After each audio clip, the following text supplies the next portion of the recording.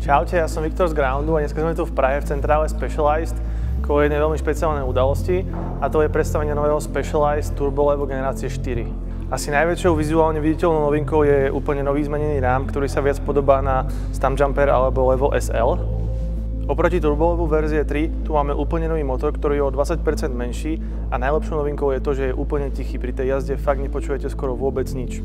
Jeho krútiaci moment je 101 Nm a pri modeli S-Works je to až 110 Nm. Bike je štandardne doručený s úplne novou baterkou, ktorá má až 840 Wh a je zmenšená, takže sa vám lepšie zmestí do batohu. Úplne revolučnou novinkou v e-bikeovom svete je systém SWAT. Je to úložný priestor v spodnej rámovej trubke a nachádza sa v priestore s baterkou, ktorú jednoducho vytiahneme a dostaneme sa k nemu.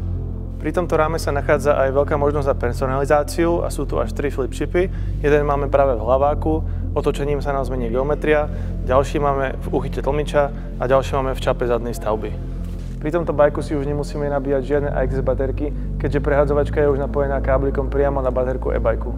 Nachádza sa tu tlmič Foxfold X Genie, ktorý je špeciálny tým, že má dve vzduchové komory. To znamená to, že začiatok zdvihu 70% máte krásne citlivých a posledných 30% vám stvrdne a nedávate žiadne dorazy.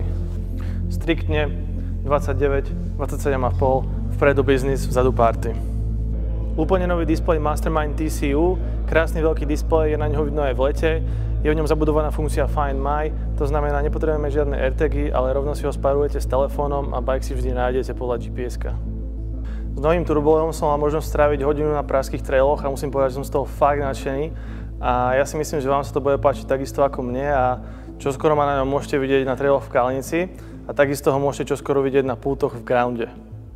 Čaute.